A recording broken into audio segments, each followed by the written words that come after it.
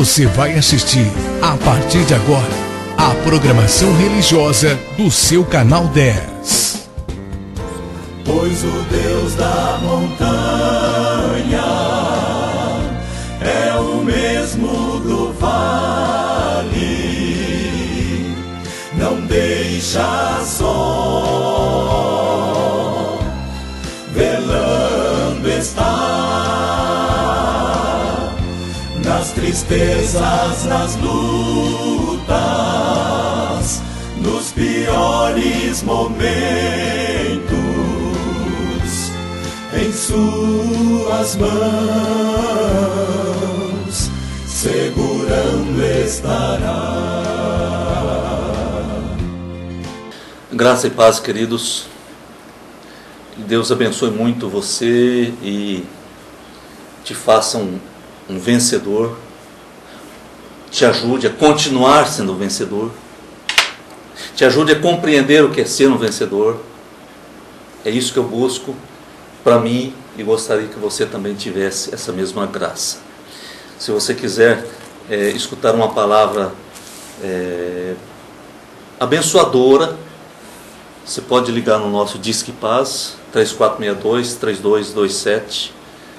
Hoje mesmo você vai ouvir uma palavra que Deus vai falar com você. Vamos ler Apocalipse 2, 8 a 11, uma cartinha que Jesus mandou para a igreja de Esmirna, que estava na Ásia. Ao anjo da igreja em Esmirna escreve: estas coisas diz o primeiro e o último, que esteve morto e tornou a viver.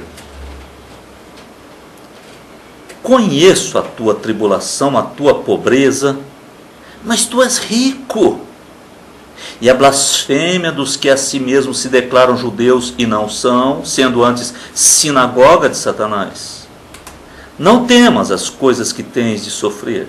Eis que o diabo está para lançar em prisão alguns dentre vós, para ser dispostos à prova, e tereis tribulação de 10 dias. Sê fiel até a morte, e dar-te-ei a coroa da vida. Quem tem ouvidos, ouça o que o Espírito diz às igrejas. O vencedor de nenhum modo sofrerá dano da segunda morte. Essa palavra maravilhosa, quando ele escreveu a carta à igreja de Éfeso, que está no capítulo 2, versículo 2, ele diz: essas coisas diz aquele que conserva na mão direita as 7 estrelas. Agora, quando escreve à igreja de Esmirna, ele diz: essas coisas diz o primeiro e o último, o que esteve morto tornou a viver. Então, aos poucos vai revelando quem é Jesus. Entende? A gente vai meditando e vai percebendo as revelações divinas. As revelações. E nessa carta a Esmirna, no versículo 9, ele diz: eu conheço a tribulação pela qual você tem passado. Eu conheço a pobreza pela qual você tem passado, pobreza financeira. Mas eu quero te dizer, você é rico. Você é rico. Como, Senhor? Como? Se me falta, às vezes, até o alimento. Como, Senhor, eu sou rico? É simples. É simples de compreender. É simples de compreender. Nós hoje valorizamos um corpo sarado. Um corpo sarado. Existem pessoas que tomam injeção anabolizantes no músculo, direto. Os músculos, e fica aquele corpo sarado. E a alma dele como está? Está sarada ou está cancerosa? Doente, morrendo a míngua. Entendeu? Às vezes a pessoa está cheia de dinheiro, tem milhões. O seu bolso está bem repleto de dinheiro. Sua família tem toda a alimentação, roupa bonita, tudo mais, carro. Mas a alma deles todos, as almas deles, o interior, a vida espiritual deles está um caco. Eles estão indo para o inferno. Eu quero te dizer, não tem nada. Não tem nada. Pensa que é rico, mas é miserável. E Deus diz, você é pobre de dinheiro, mas você é rico, querido. Você é meu filho. Você tem uma herança que você não imagina. Jesus conta aquela parábola do filho pródigo e conta que o irmão do filho pródigo ficou muito chateado quando o filho pródigo voltou. Você conhece a história que o filho pródigo gastou todo o dinheiro com meretrizes, com farra, e depois voltou na miséria.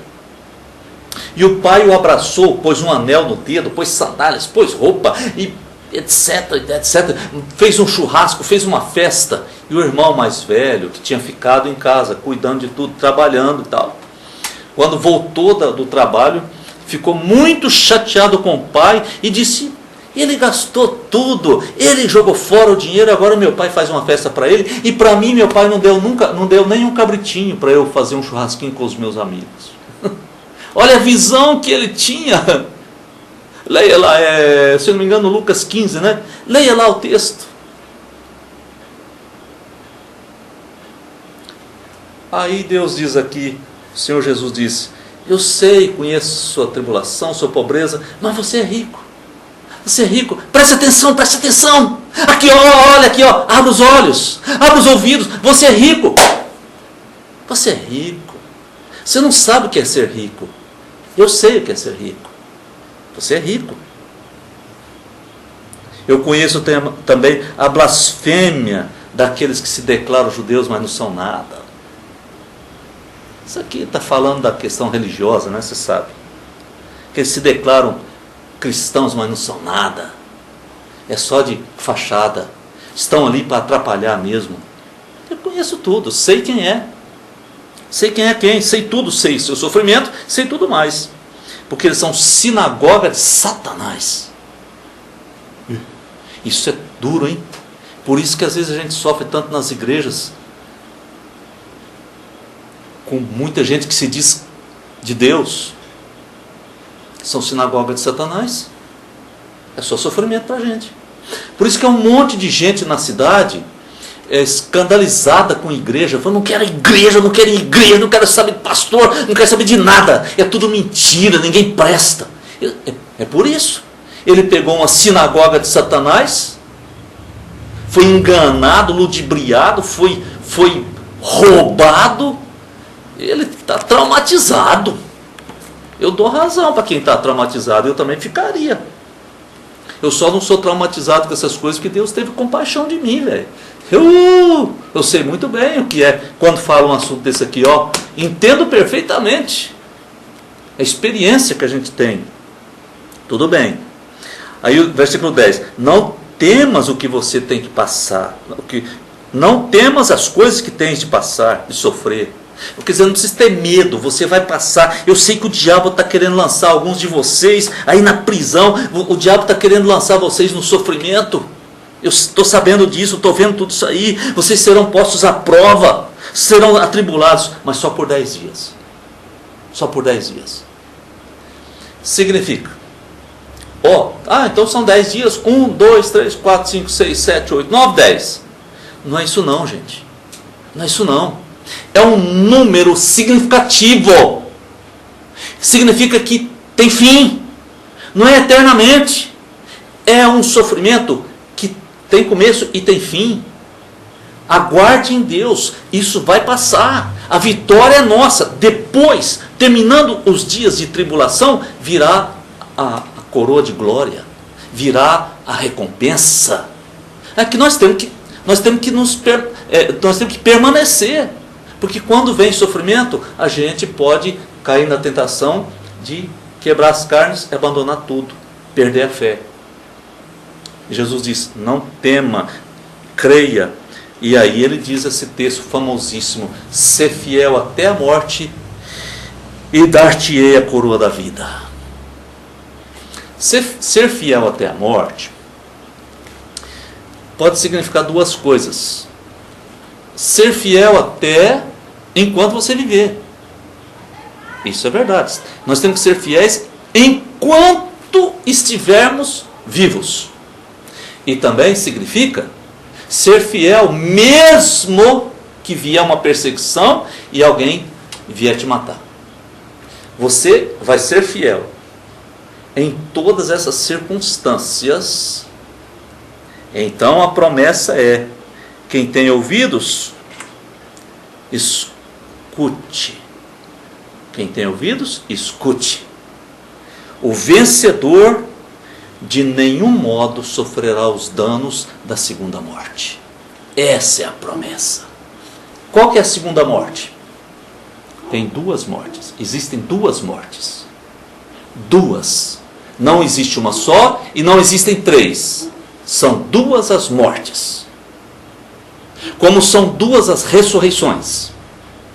A primeira ressurreição é quando a pessoa recebe Jesus e se torna vivo espiritualmente, salvo. Efésios 2 fala disso. E a segunda ressurreição é quando Jesus voltar, na volta de Jesus, quando todos ressuscitarão. A primeira morte, são duas mortes também. A primeira morte é essa morte física que atinge a todos. Mas a segunda morte é quando, no dia final, todos ressuscitarão, tá?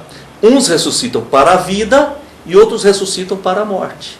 Significa segunda morte? Significa ser lançado de corpo e alma eternamente no fogo do inferno.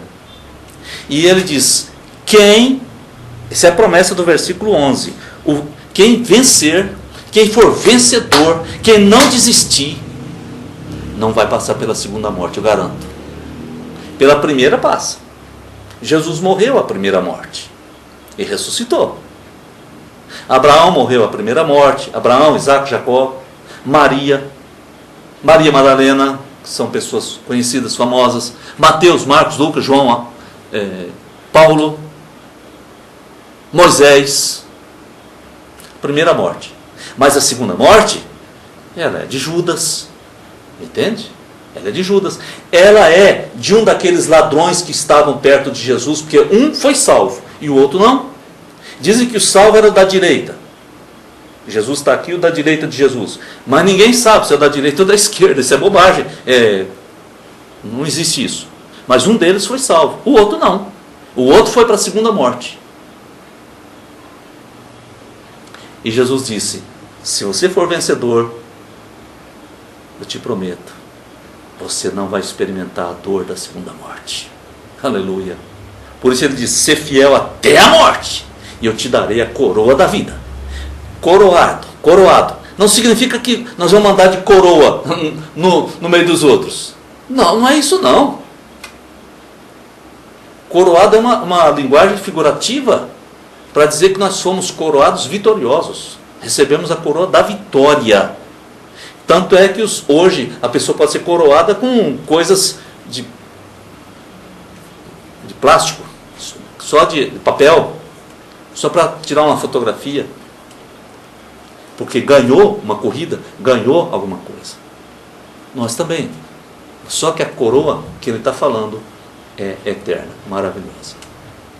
Ora comigo. Deus, obrigado, Senhor. Obrigado de coração, porque o Senhor é que nos dá a vitória, o Senhor é que faz com que nós sejamos vitoriosos, o Senhor é que nos dá poder para sermos fiéis até a morte. Eu te louvo, Deus, e te agradeço, porque o Senhor prometeu que a segunda morte não terá autoridade na nossa vida.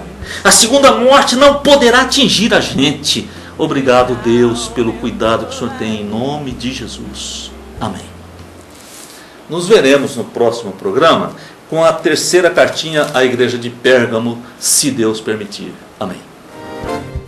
Você assistiu aqui no seu canal 10, nossa programação religiosa. Amanhã estaremos de volta no mesmo horário. Muito obrigado pela sua audiência. Pois o Deus da montanha é o mesmo do vale. não deixa só, velando está nas tristezas, nas lutas, nos piores momentos, em suas mãos segurando estará. Meu amigo que se acha